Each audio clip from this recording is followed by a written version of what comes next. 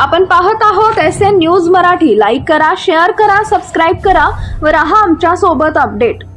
माझे नाव दीपेश अरुण काटे.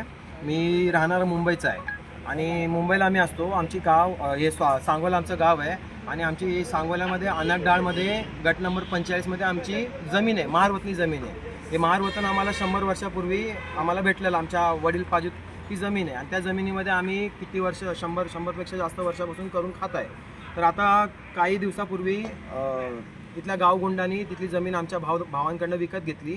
विकत घेऊन त्यांनी अनकृतीत आमच्या जागेवरती कब्जा केला आणि आम्ही त्यांना म्हणजे विचारायला गेलो तर की तुम्ही आमची जागेवरती कब्जा का केला, तर ते आम्हाला डायरेक्ट धमकी देत आहेत की आम्ही ही जमीन तुमच्या ह्यांच्याकडनं घेतलेली आहे आणि तुम्ही इथं येऊ नका, तुमची इथं जमीन नाही.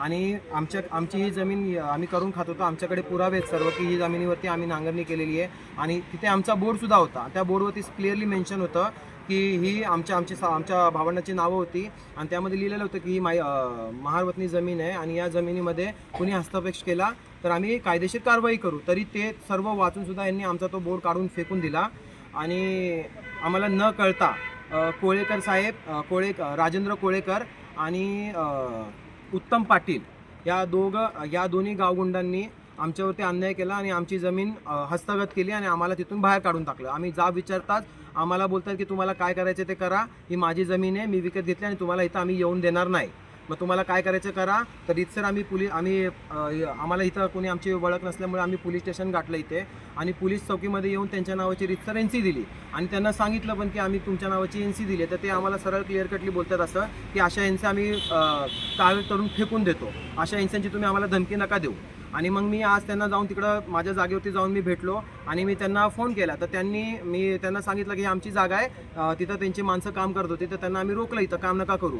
तर त्यांनी सरळ आम्हाला मारण्यासाठी कमीत कमी 50 ते 60 माणसं बोलवली. ती माणसं आली, आम्हाला शिवीगाळ केली, धमकीदाट केली की तुम्ही इथं दिसले ना तुमचे पाय तोडून टाकल, सांगोल्यामध्ये आले तर तुम्ही का जास्त स्वतःला शाणे समजतात, मोठे मोठे शिव्यागाळा दिल्या. आणि ही जमीन आमची आहे, आम्ही घेतली जमीन. माझी कॉलर पकडून जोशाने खिचली आणि माझ्या वडिलांची हालत तुम्ही बघा, ते 70 वर्षाचे आहेत, त्यांना पण धक्काबुक्की केली. आणि काय करू आम्हाला समजत नाही आणि आमचं इथं कोण ओळखीचं नाही, आमचं ओळखीचं नसल्यामुळे हे लोक आमचा गैरफायदा घेत आहेत. तर आम्ही इथं वापस पोलीस चौकीमध्ये आलो. इथले समाज अधिकारी आहेत, समाज कार्यकर्ते आहेत, त्यांच्याशी आम्ही भेटलो आणि त्यांचं आम्हाला सहकार्य पण खूप चांगलं भेटलं. त्यांनी आम्हाला पोलीस स्टेशनमध्ये यायला पण हेल्प केली. पण तरी पण आम्हाला यांच्यापासून आमच्या जीवाला धोका आहे.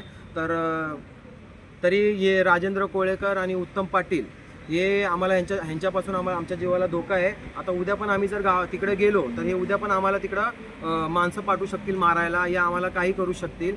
तर उद्या आम्हाला काही झालं तर हे दोघं जण जिम्मेदार असणार आमच्या काही याला.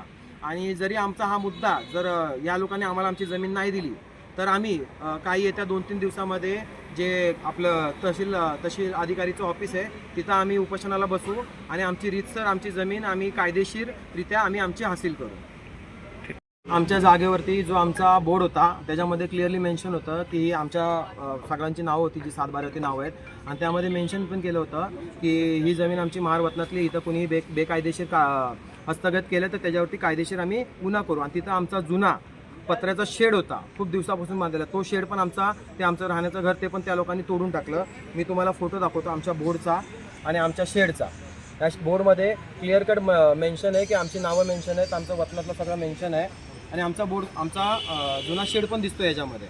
तर ते पण आमचं सर्व तोडून या लोकांनी हस्तगत केले आणि सर्व मोकळं करून आपल्या त्या जागेवरती स्वतःचे शेड बांधायला लागलेत आणि स्वतःचं सर्व वर्चस्व करायला लागलेत आणि आम्हाला तिकडून हाकून द्यावं लागलं. प्रशासनाकडे काय मागणी राहील? प्रशासनाकडे आमची एवढीच मागणी आहे की आमच्यावरती आम्हाला न्याय मिळावा.